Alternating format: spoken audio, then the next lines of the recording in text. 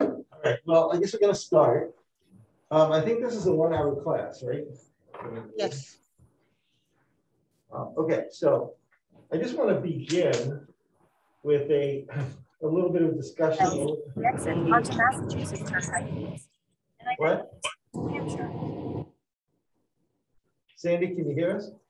Yes, I can hear you. Sorry, that was the GPS. We can. Oh, okay. The GPS is telling you how to turn back to Ryan's? Okay. Was it mine? Okay. So I want to begin with a discussion about Nusach and what that is. So first of all, let's start with that question. Anyone know this word, Nusach? Oh, Michael does? Okay. Michael, tell us what it is. Melody. So Michael says the word Nusach is melody. Are you talking about the literal translation or what it Well, actually let's talk about all of it. So, so the word Nusach, that's, yes. It's custom or tradition. No? That's kind of a euphemistic read of the word, but that's a good answer. So the technical meaning of the word Nusach means a recipe or a formula. And it can be used for a formula like in mathematics, or a recipe like, you know, the Nusach for making honey cake. This is what you do. You do this, you do this, you do this, you do that. Coding. Coding. Coding. That's a good word for it. Coding is also. Yeah, so it means a series of things. So the word is contrafacted onto Jewish prayer, right? Onto Jewish prayer. So the tradition goes back. It's really very, very old. But what I mean by very old is more like around, I would say, closer to 1,000 years than 2,000 years. So if I'm boring you, I'll let us know. No. But it is a pretty old tradition. There's actually it actually goes back to the idea that there was a time that there was really not much of a distinction between the way prayer services sounded. But then there was a time that we, yes, go ahead. I was just going to ask, when you talk about when Nusach began, are you talking about Nusach Sfarad or Ashkenazi or both? Okay, so I'm talking about both. The idea of a separation of services, probably started around the same time. But so, by the way, so we mentioned Nusach Sfarad and Nusach Ashkenaz. So for those of you know, so Ashkenaz means Jews that lived in the Rhineland around the early Middle Ages and even a little earlier than that. And then Sepharad means any of the Romance language cult countries and into the Balkans. So even like, for instance, if you were from Sarajevo, for example, you basically followed Nusach Sfarad. But Judith, you mentioned earlier the idea of custom and order of prayer. So Nusach can refer not only to melody, but Nusach can also refer to the structure of and the inclusion or not inclusion of specific prayers. So, for instance, I had this discussion actually. It was at someone's sukkah during Sukkot. Good time to go to a sukkah is Sukkot. And it's amazing. Yeah, it was a lovely discussion. And there were some people that go to Beit Sasson, which, and do you guys know about Beit Sasson? Yes. So okay, so if you're here at Temple Emmanuel and then you head west on Ward Street, you first come to an unofficial Chabad at the corner of Loring and Ward. If you know if there's one there or not. It's a house. I didn't know it was unofficial. It's not official Chabad. It's no sense as Chabad. Oh, okay. And it's not zoned as such, but that's a whole different story. Oh, Then you cross Center Street, and then you come to Bethel on the right-hand side, where it's just before Center. I mean, the ward ends at Morrison, right? If you were to take a right, and then just on the left-hand side is Sharet Tefillah. But if you're looking at Bethel, just before that parking area, that field at Bethel, on the left-hand side is another congregation, which is Beit Sasson, which is a Sephardic congregation. It's been there for a long time. So I was talking to a person, there's a woman who's actually a cantor there, and some other people that were there at Beit Sasson. So we're having a discussion about some of the things. I was asking specifically about like how they chant the special Kaddish. The Ashkenazim have a special Kaddish that you chant before the prayer for rain, which goes into the melody, the special prayer for Geshem. And of course, what she did, she said is just chant Kaddish, just the way you're supposed to do it, right? There's no special melody. So the Sephardim don't have a special Nusach for that, whereas the Ashkenazim do. But we're also talking about Yizkor, and I don't know if you know this or not, but Sephardic Jews don't do Yizkor. Oh. Now you're looking surprised about that, but if you know Michael, did you know that? I didn't know, Yeah. but I'm willing to hear more. Okay, so but if you know the history of Yizkor, then it makes perfect sense. It doesn't make perfect sense. So the history of Yizkor is that goes back to the Crusades. So the Crusaders, when they came through Eastern Europe, heading towards the Holy Land, whenever they came to Jewish communities, they would completely wipe out those Jewish communities. So what happens is that there were the entire, villages in which there's not one living soul left to say Kaddish for somebody.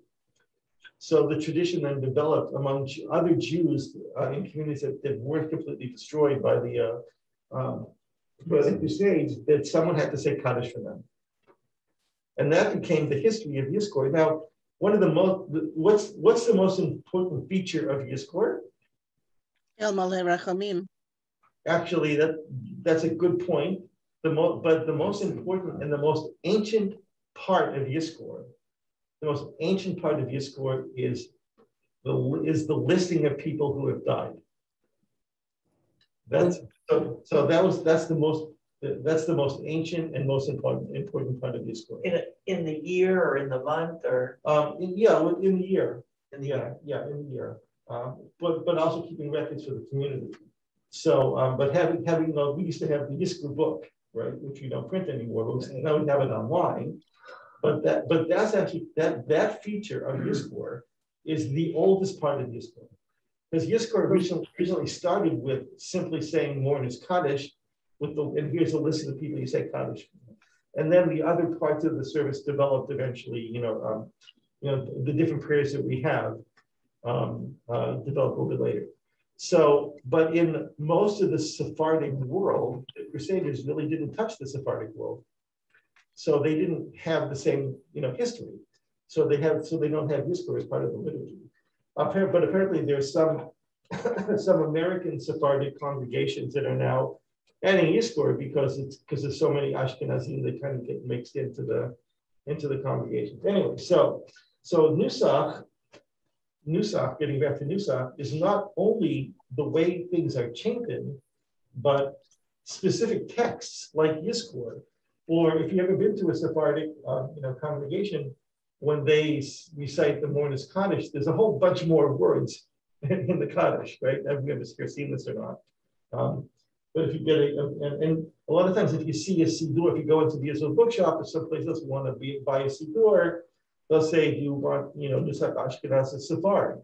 So they're not asking you which melody the book is going to sing back to you. What they're asking you is, which liturgical tradition in terms of the text are you looking for? Yeah, go ahead. It may not be the right moment to ask this, but why do the Hasidim daven Nusach Sfarad? You know, I'm not 100% sure why that is. It baffles me. So just 1 second. So Judith, Marilyn didn't hear the question. So you want to say it again louder, or? Why don't you repeat it? Okay. So she asked that in many Hasidic sects, which are really European, that they use the text of Sephardic Jews. There's some supposition that the Sephardic text is actually older than Ashkenazic. Oh. If you think about migration, you know, the Jews got into the Romance language countries and got into the Balkans and all of that faster than they got into Eastern Europe. Yeah. So by the way, you know, of course there are other traditions. There's it's called the Mizrahi, which is different from Sephardic, and then there's what's called Oriental. So the Mizrahi Oriental, that's like if you're from Iran or Iraq, not Oriental meaning China, so they have a completely different tradition, and then there's also the Ethiopian Jews, the Temanim, right? And their traditions are different. So we have within each one of the traditions that we have, there are variations. As soon as you have a tradition, the instant you have a tradition, that someone's going to say no. I don't want to do it a different way. That's just part of Jewish history, right? So within all of these different traditions, there's different things. So Nusach developed really around the early Middle Ages, in both mostly Sephardic and Ashkenazic, about beginning to create a separation between weekday morning, weekday evening. Let's see what else. Shabbat versus weekday, festival versus Shabbat, and then the high holidays. Right. But what's really interesting is that probably the most important basis of kind of getting at some of the Nusach is understanding the Ta'amei HaMikra, that is what we call the trope. Right? And most people come to synagogue on the high holidays, and you hear that the Torah is chanted differently than the rest of the year. So people are, and by the way, people are very backwards when they say the high holiday trope versus the regular trope, because what we consider the high holiday trope was actually the way the Torah was chanted for several hundred years or more before what we call the regular trope came into existence. So in a lot of our Nusach, a lot of our melodies, in fact, I would say there's a theory, and actually I've got someone that actually, Elias showed me a paper that was just written not too long ago, and I'm not sure if it was Brian Mayer that wrote it, but it's a paper that goes through all the musical traditions and shows that basically everything that we chant is based on the kind of cantillation melodies, which is really fascinating actually. Anyway, so for instance, I'll just throw a little bit of Nusach here at you. When we take out the Torah on Monday morning, or Thursday morning, or Saturday afternoon, we sing Vayikiven Saharon, Vayom Moshe, or Vayikiven Saharon, Vayom Moshe, Kumadanai Vefutzu Aifecha, Venusa Mesanecha Mipanecha, Right. That's how you do it weekday morning and Shabbat. So think about that for a second. That's the melody for the trope for the high holidays. Right.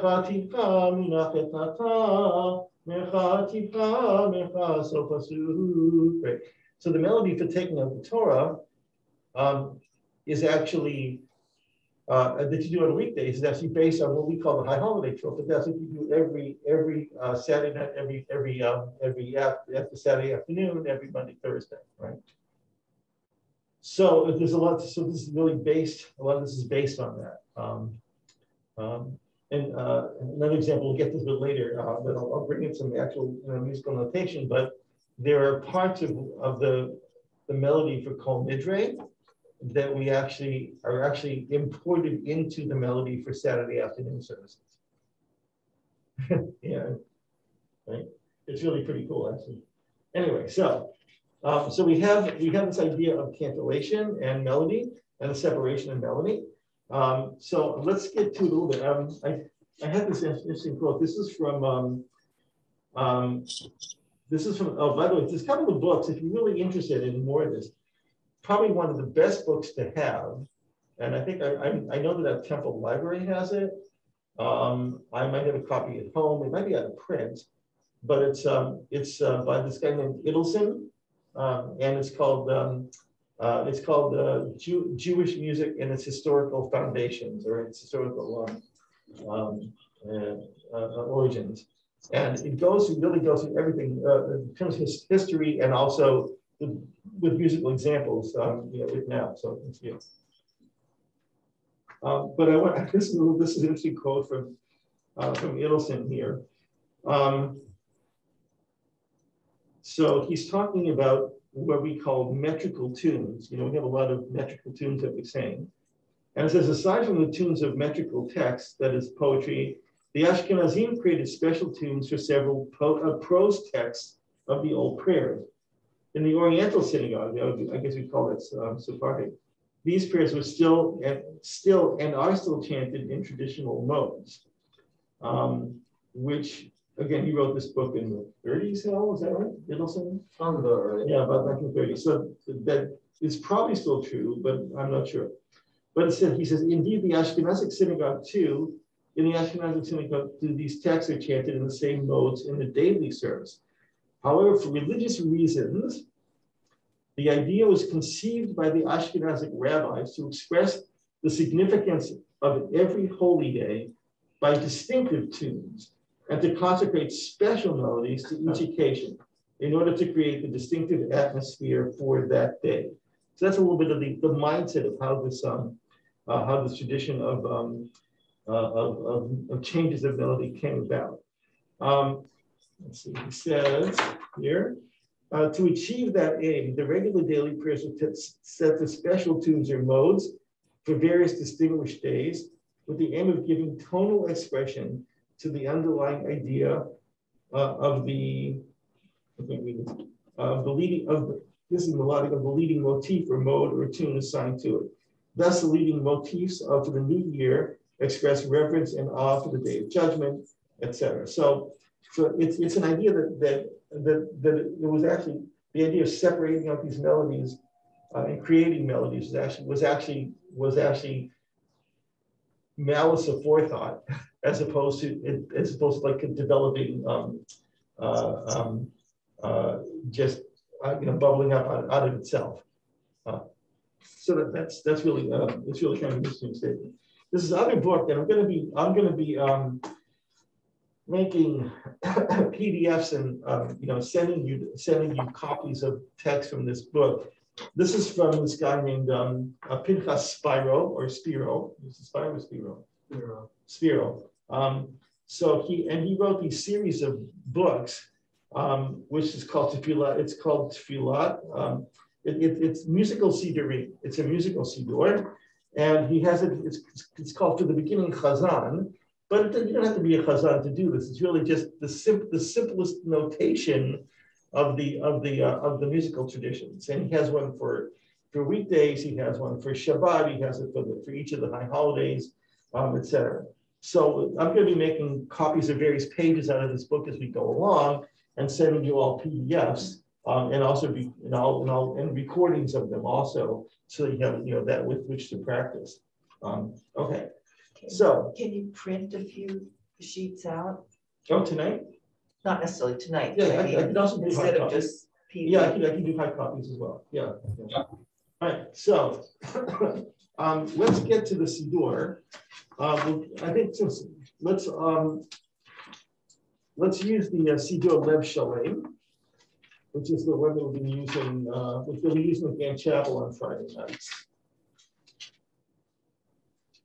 Now, our tradition, by the way, is to start with in the chapel, in the Gant Chapel, to start with singing Shalom Aleichem. now usually the Shalom Aleichem melody is usually done at home, as opposed to part of the public prayer, but for a long time anyway, I like it. So we have all these different prayers. So here's one. Here's a melody for Shalom Aleichem. Now don't forget, this is a poem. You know, this is a composed poem.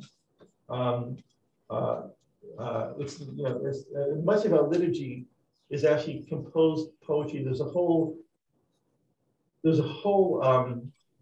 long history of what's called piyut, and piyut is liturgical poems. So the Paitanim, really the Middle Ages, both Ashkenazic and Sephardic, created absolutely gorgeous poetry. And some of, you know, if you remember if all of us grew up with a mock sword that was like 20 times bigger than what we have now, because it included most of these really beautiful long poems. They were acrostic. They had references to biblical texts, references to other parts of the liturgy. Oftentimes, the composer of the piyuts would do it either as an alphabetic acrostic or would build their name into the acrostic. So that was pretty cool. And some of them would do both. Some of them would be double acrostic. Some of them would be quadruple acrostics. Like you'd have the first 4 lines would be Aleph, and then you'd have the next 4 lines Bet, and then Gimel. So some of these would be very long poems. So Shalom Aleichem is actually it's a poem.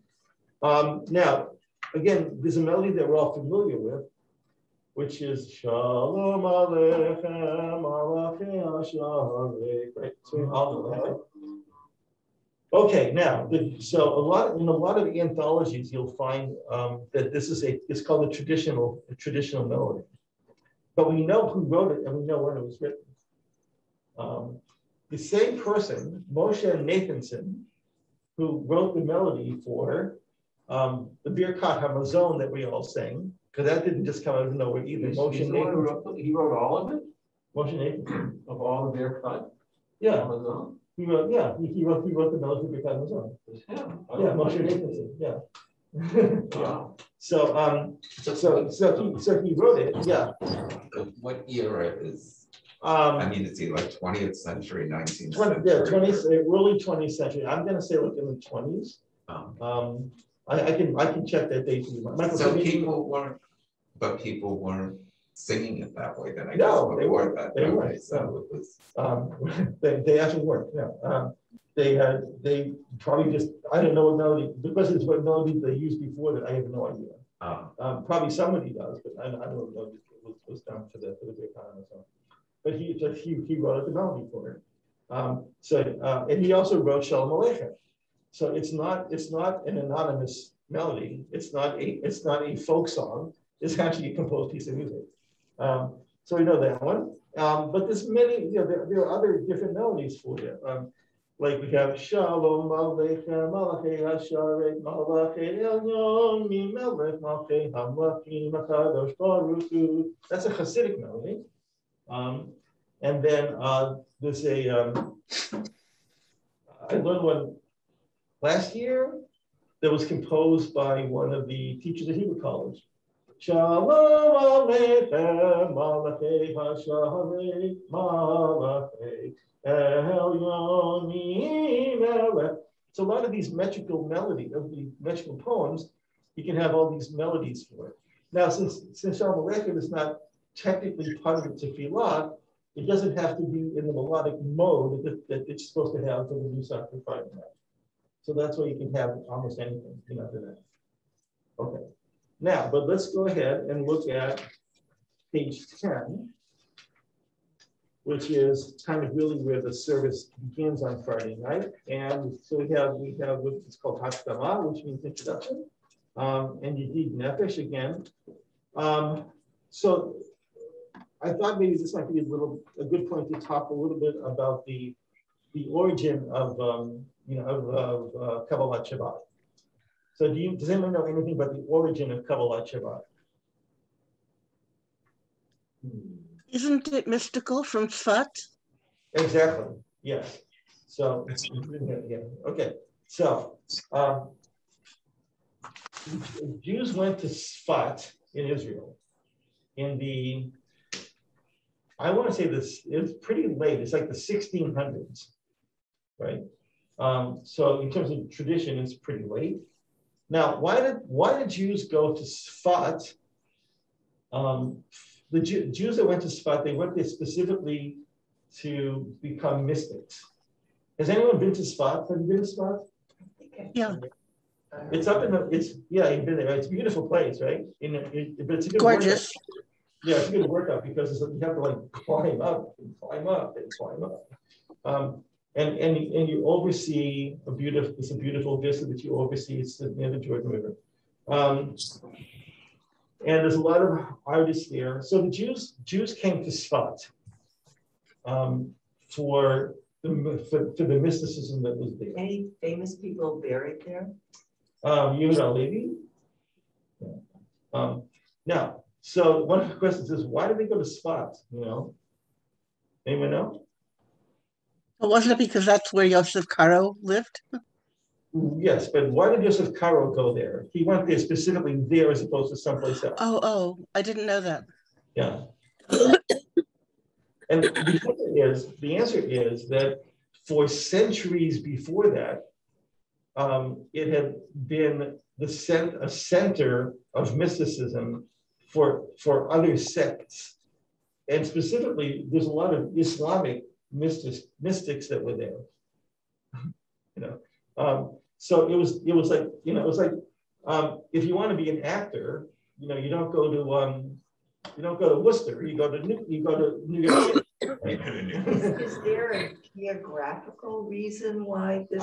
You know, there's lots of people have these theories that there are certain places in the world, like Jerusalem's a holy place, Rome is a holy place. Other places in the western part of the United States, the indigenous Americans were, that kind of thing. So I'm not sure if there was some specific reason that drew people there, probably because it's a beautiful place. So they came there to an already existing culture of mysticism. Now, prior to Kabbalat Shabbat, what happened on a Friday night?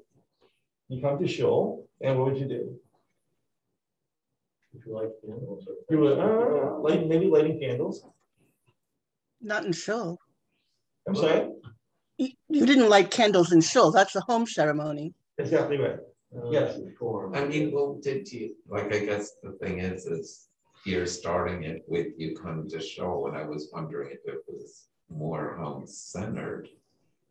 Or did you need to have a minion? Communal prayer, well, communal prayer is, well, this is a good question. The communal prayer is part of Kabbalat Shabbat. It's the idea of coming together as a community. Although there is nothing in Kabbalat Shabbat that requires a minion. Right, except at the end when you speak, when you say there's a more Kaddish at the end, but that's not actually required. So if you were a shul goer, you went to shul in the afternoon, you did mincha, and then you finish mincha, and then it's like it's like 20 minutes or so before it's dark enough to do Marv. So what'd you do? You pulled out a Talmud and you studied.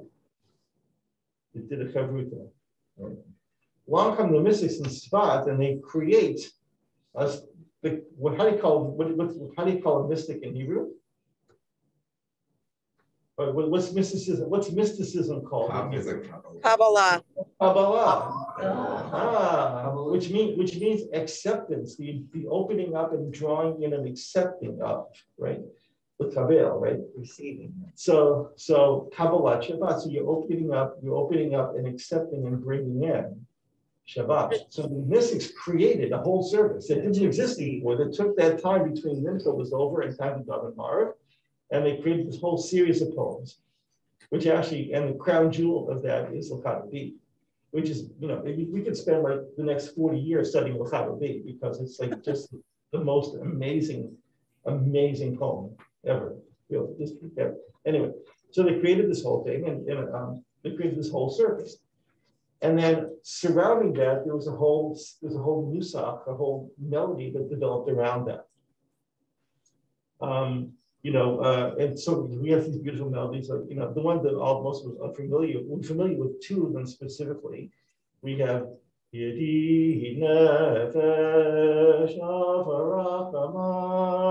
now, by the way, there are different Hebrew versions of that. We have one version. We have Ritzonach and Avdach, and it took me a very long time to deal with that, because when I was growing up, and I went to KI in Brookline, and we did Yidi Nefesh Avarachamim V'Shochav Ritzonecha. Okay, Yeah. not Avdach and Ritzonach, right? It was different. The text was different, right? So you have this beautiful melody, or you have now there's a beauty. This is a really a Sephardic melody.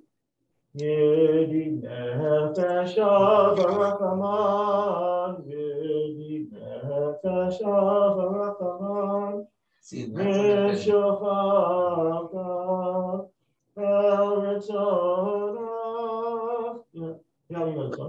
right, and see, that would have been my instinctual one. That's when you heard Really? it. But that's Yeah, but I don't go to, here I don't go to Friday night services. I don't go, so that's why it's more from further in my past. If you come, Mike, when I see you, I will do that melody. Oh. But again, it makes sense. So many more Spanish. I don't know, because I think, I think even if there were many Cuban Jews, I think many could also have come from Eastern Europe. Right, so you have, we're talking, I don't know if you can hear this, you're dipping out the conversation, but like Michael actually has Puerto Rican roots. And I have no roots at all left, but Michael has a Puerto Rican root. So, but it really depends the Jews that lived in Puerto Rico, where did they come from? Like, we have the Jews of Argentina. Are they Sephardic? No, not for the most part. They're Ashkenazic, because they came to Argentina before, during, and after the war. Hence, we have people like Elias Rosenberg with an M. Elias told me the story how it's Rosenberg with an M. He said his father had this beautiful florid handwriting, and someone thought it was an M and not an N. And the name was really Rosenberg with an N. They couldn't read his writing. Anyway, so, but most of the Argentinian Jews are Ashkenazi. The first Jews in this country were Sephardic. Yeah. In the United States, the first Jews in this country were Sephardic. Right? Then the next wave were the next wave of the Jews that came to this country were the wealthy German Jews, and then of course then we had the big wave, during the First World War, of your basically unwashed masses. Mm-hmm. And the German Jews, the well-established German Jews, wanted nothing to do with them. And then of course you had the influx after. So, but originally the Jews that came to this country were Sephardic. Anyway, all right. So we have these beautiful poems. We should, we're not going to spend a lot of time actually studying the poems, but we have some beautiful. And again, Yedid Nefesh has many different melodies. And of course, there are melodies that are even composed, in the modern era, meaning like last week. And then we have the next one is Lakuna Ranana. Let us go and sing to God. So the theme here is the soul opening up and connecting to God. That's kind of the theme of Kabbalat Shabbat. We're accepting. By the way, what do the Kabbalists do in Shabbat on Friday nights? And we have the tiniest remnant of that at the end of L'Chadavi. What do we do at the end of L'Chadavi? What do we do? We stand up and we face east, right? And we bow, right? Right, exactly. And you're saying we're doing what we're welcoming the Sabbath bride, right? The queen, right? Exactly. So we have the idea that Shabbat is actually a physical person. She's a bride, she's a queen, and we're bringing the. And when a bride comes into a room on the day of her wedding, what do? You all stand up. If a queen were to come into a room, looking at your phone. What? You're looking at the bride and you're not looking at your phone. Unless you're taking pictures. Okay. Or you're looking at the bride through your phone and you're taking pictures. Right. Okay. Right. So, but the Kabbalists in Shabbat what they would do is they would actually, at that point in the service, they would actually leave their synagogue and they would walk out into the field. And they form two lines, and they'd physically escort the Sabbath bride into the city, the Shabbat bride into the city. So yeah, it was good. And the tradition is to wear white on Shabbat as a bride. A bride would wear white. So even men and women wear white on Shabbat. And that is now part of Israeli culture nowadays, because if you're a good Israeli Jew, especially a guy, what do? You put on the one clean white shirt that you own, in Israel, right? And you wear that. Put on a suit and tie? No, but you wear a white shirt. Anyway, so that's the bringing in the bride.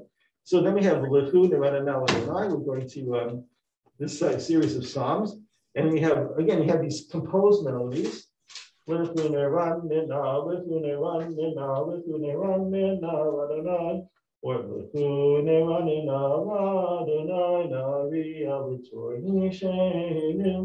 this is just two. I mean, there are many melodies for this. Is there a more traditional melody? I know those seem like more modern. Like I don't know. Now, there's probably some older ones, and I just don't know. But I could try to find out if there's some, older melodies. That's a good point. Okay, now let's turn to page 12, the bottom of the page. So this is the first time that we get to the Nusach for Kabbalat Shabbat, okay, which is and again, so Nusach, that is the melodic patterns, they're based on specific melodic modes, and I'm not going to necessarily outline the mode, because that's a little bit more too technical. But basically, prayer modes are a series of melodies within a certain structure, which is like, if you think about, if you're singing, in C major, there's certain things that you can't do or can do, staying within the key, that kind of thing. So prayer modes are really kind of the same kind of thing. They're built on steps, but you basically have these series of melodies. And there's the two parts of the melody that's the two significant are one's called the chatima, and which means, it really means a seal. Like lichtom in Hebrew, the infinitive, or chatam, it means to create a seal, S-E-A-L, right? A closure. So the seal, the closure of the end of the prayer, and that's and then there's a melody that will just come just before that. So there's a what's the technical term for that one? I forget. The part of the melody that comes before the Chatima, the pre-Chatima. I'll think of that word. Anyway, so here's the Chatima. That is the most. In other words, if you don't know anything about leading Kabbalat Shabbat, and you can do this melody, then you can do Kabbalat Shabbat.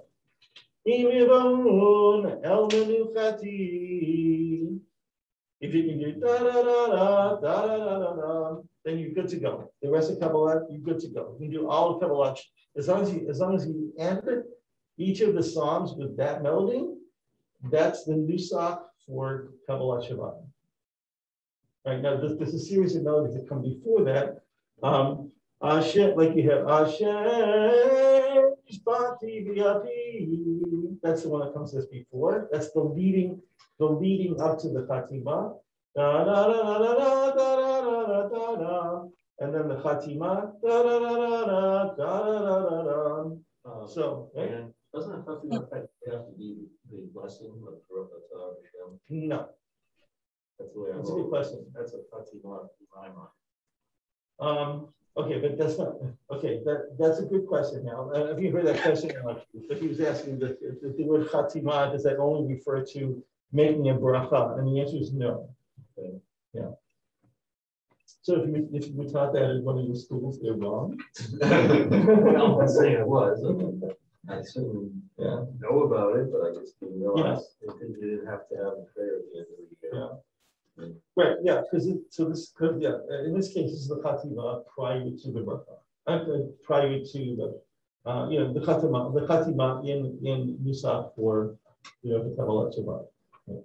As I said before, there's no brachot, right? In Kabbalat Shabbat, there's no blessings. So in that sense, because it's a created filler, bringing us and welcoming us. But it's not a service in the same sense as Marav or Mincha or Shacharit,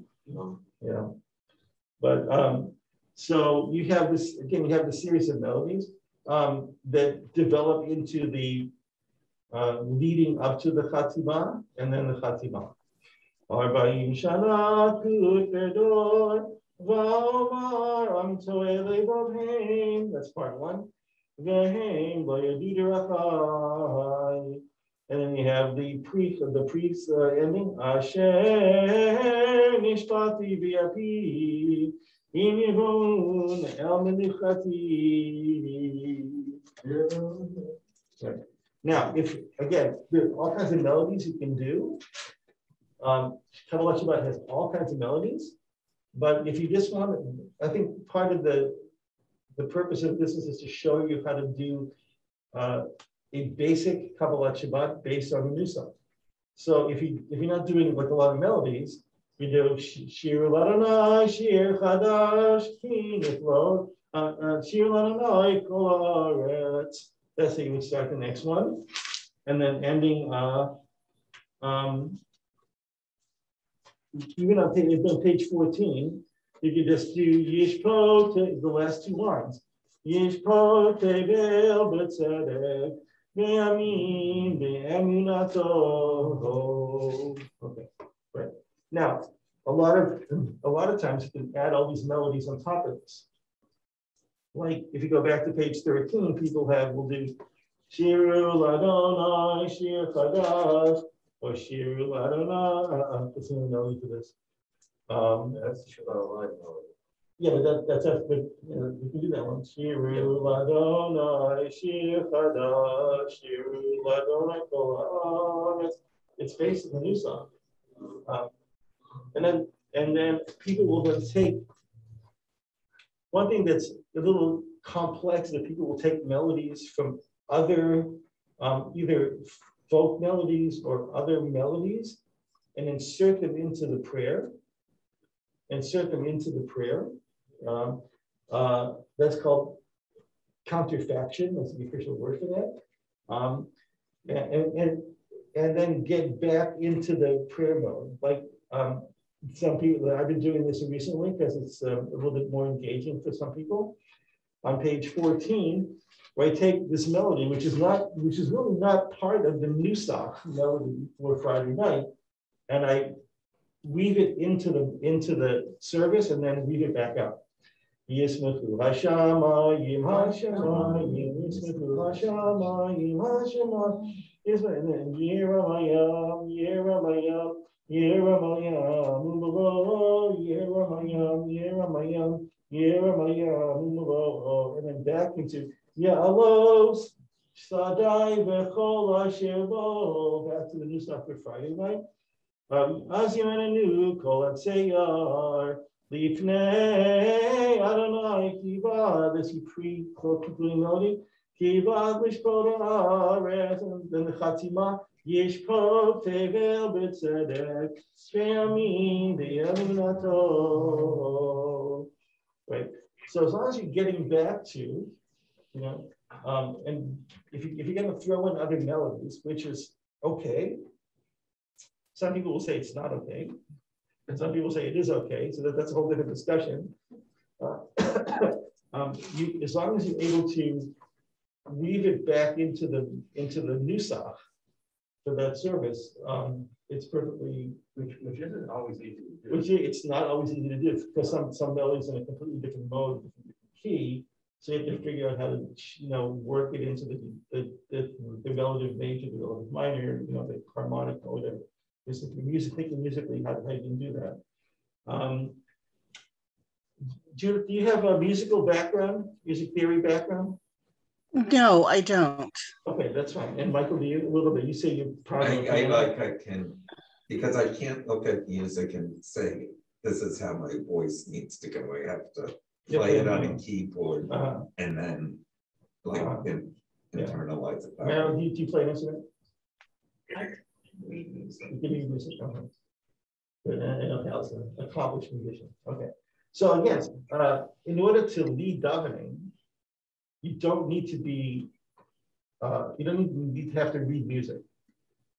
You know, most of what I know is by listening.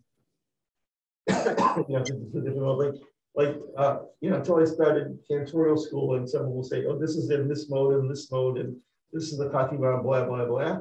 If someone would say to me, "Oh, you know, what's the Nusach for a weekday?" And I'd sing it, you know. It's because how do you know what it sounds like? Because I go to show. That's what it sounds like, you know. Anyway. All right, so that's the idea of Nusach. So in other words, you have this opening melody, and then you have a leading up to the conclusion. And there's actually, I think there's actually in this case, there's actually 3 different parts of it. You have an opening melody, a secondary melody, a leading into the Fatima and the Fatima. So there are actually 4 parts to this.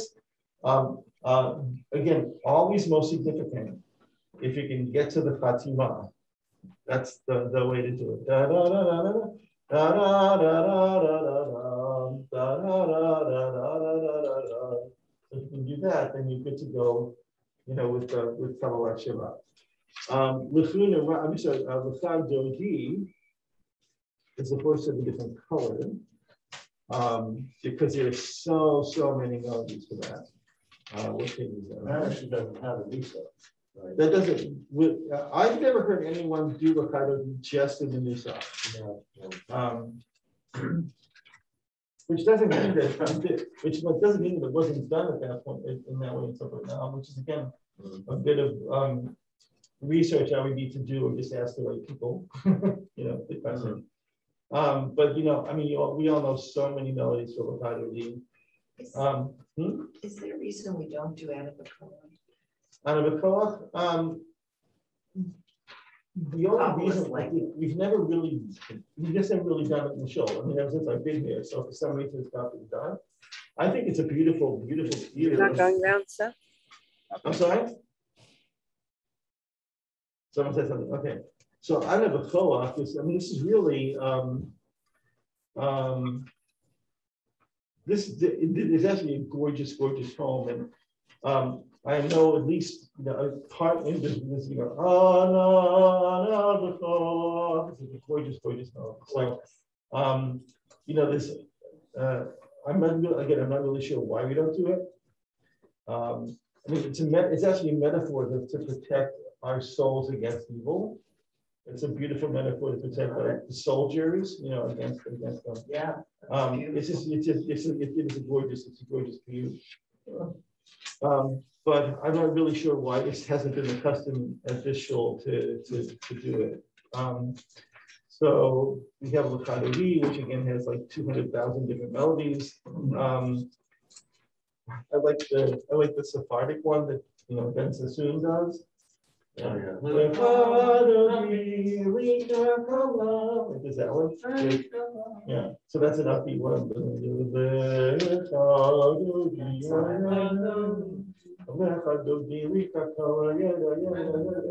It's like so many notes for l'chad Dodi.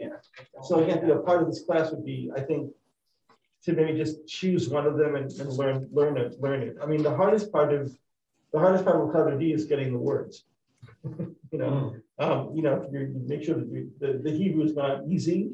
So to make sure that once you get the melody down, you're actually able to, you know, say all the words, you know, properly. They're all translated in this book. Yeah, I actually find transliteration the most difficult. I just find trying to read something in transliteration very useless. Well, we've done enough music like we have You know, where it's when you're doing the choral music, for example, we've always seen different transliteration. Yes, but I think part of that is, but well, I know, but most of the time I know the text. Is that because the music's going left to right? Yeah.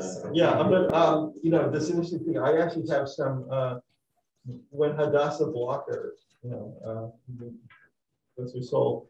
She would teach B'nai Mitzvah, and so I actually have a version of the trope that she wrote out where everything goes in the direction of Hebrew. With the musical notations going the way the Hebrew goes. So it's a little tricky. It's a little tricky to kind of you get the music from Israel. It's like that too. Yeah. You know, the syllables. Yeah. Okay, so then just in terms of structure, as we're working with Kabbalat Shabbat, in terms of structures, you look at Kabbalat Shabbat, then we have on page 26, we have this moment where we greet the mourners. Right? So can anyone tell me what they know about this little moment in the service? Well, if this happens, you should come in.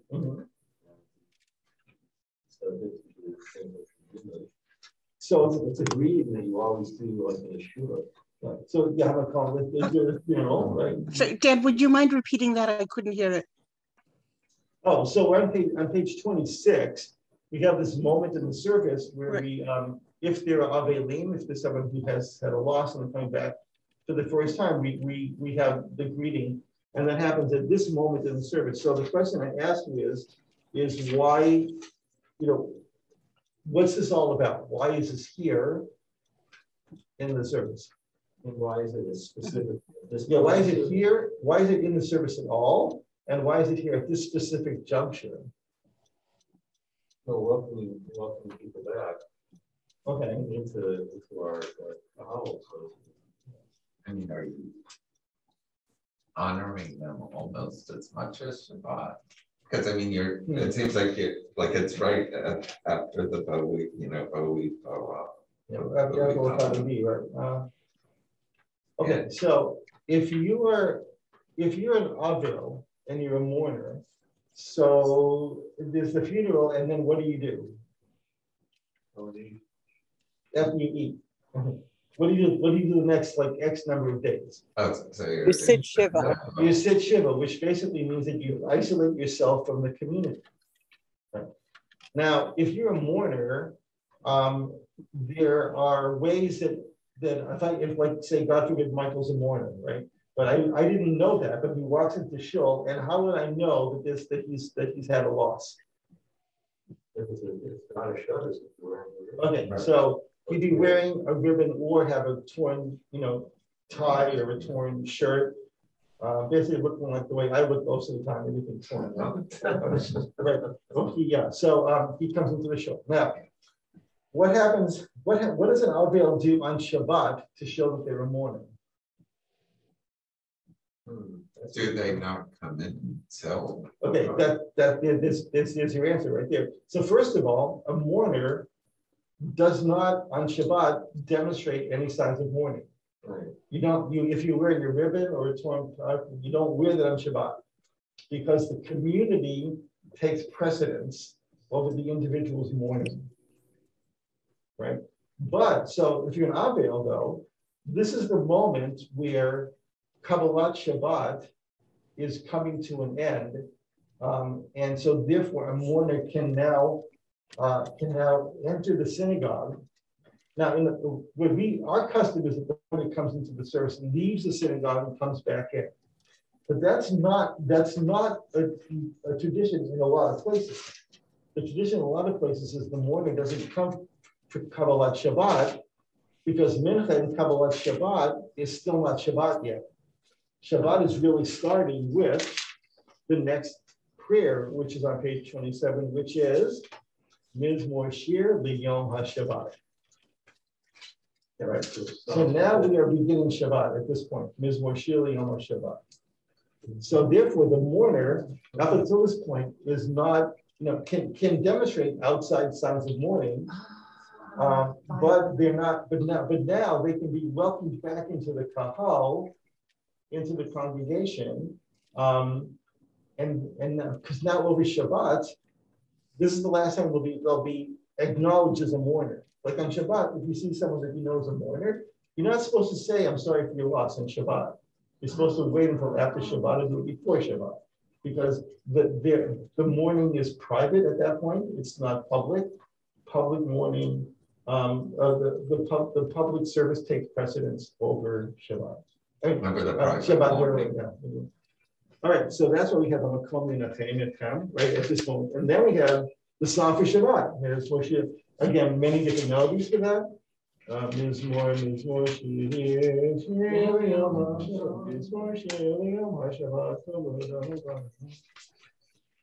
Who wrote that? Which one's Tobo? Yeah. Well, he did write it, but not this one. No one knows this one. So it's never really a melody for us. This is not Russ. All right.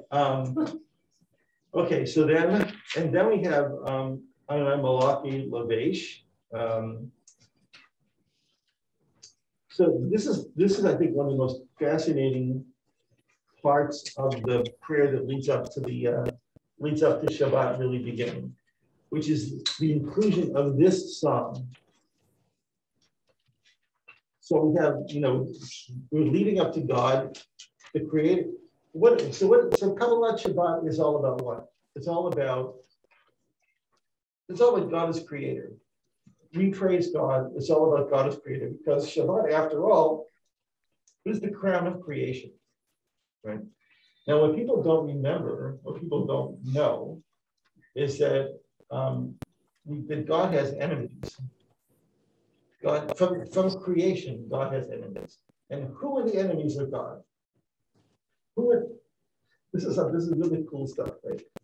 What do you say? Like the serpent? The serpent, but actually not the serpent, the sea creatures. The sea creatures, right? God is always fighting. God, the sky god, is always fighting against the creatures that rule the sea. Zeus versus Poseidon. Poseidon, kind of thing, right? The Greek gods. Yeah, but I feel like this is part of Jewish mythology. So how does Kabbalat Shabbat end? It ends with the rivers rise up, but above the roar of the vast sea and majestic breakers, Adonai stands supreme in the heavens, right? So God is ruling over the earth, because that's what Shabbat is all about. God ruling over the earth, right? But it's a reference to the fact that God has to constantly be in control of the sea creatures. It's a really interesting part of mythology that gets put right here to show that God is sovereign. So this is part of the text here. This is done in the Nusach. Well, you have that. I don't know who wrote that melody that we sing on Shabbat Alive, but the Nusach would be based on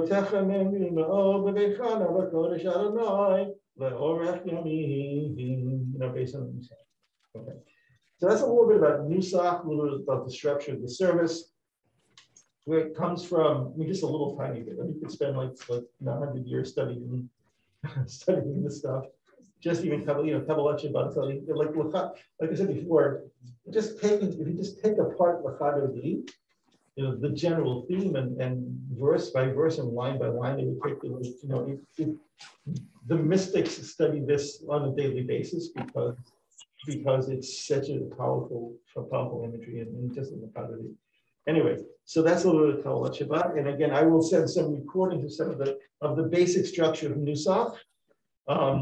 So we can and some copies of some sheet music as well, so people can take that with them. So next week I think we'll do a little bit more of Kabbalat Shabbat, just to practice a little bit. 2 weeks, I forget what I said initially, but I have to find my email. But I think we're gonna be studying. We'll also study Maariv. The Friday night service. Marathon Monday, are we meeting? Yeah, next Monday is Marathon Monday. We're still meeting because God willing, by the time the runners will have finished. Yeah, I think they're finished. Yeah. So the plan is to still meet this next coming Monday. If people can't, if the majority of the class, I'll send it an email to the majority of the class. The majority of the class says, we're not going to come. We can't come. Then we'll just reschedule it in such a way that we can, I would hate to have a class of like 2 out of the 7 people or whatever. They close my garage. Let us. Like you have. Yeah. Yeah, I have classic Hebrew college on Monday, so hopefully I'll be able to to get over there. Because from here it's a very short distance, except across the marathon. If you're at the Hebrew college, it's a very short distance to get to Hebrew college, but I won't be able to get there. Yeah. Yeah. But the class is until 2:30 in the afternoon, so. Yeah, by that time, probably got to. Okay, have an awesome night, everybody. Thank you guys. If we have any feedback about the class, let me know. So we'll do a little more Kabbalah Shabbat, we'll do Marov, and then we'll move on to other topics and stuff. You know what I want to do eventually? Yeah, I have. Yeah, he just basically writes out, he just writes out the Nusach. He's got some different elements. Should we hold that up? So If you want to, this is what the spiral you looks might like. need to bring it real close. This is what the spiral looks like. It's just like it's it's written up, but you don't really need music, so this may not be helpful. That's what it looks like. Thank you. But you never know. You can always learn how to play piano. Take a look. Sure. Thanks, Dan. Dan, thank you so much. This has been fascinating. Thank you. You're welcome. So so we'll see everybody next week. Yep. Okay. Thanks. Bye. Bye. Bye. Good night. Good night, Sandy. Good night, Judith. Bye. Good Good night. night. Thank you so much. Just Good night. this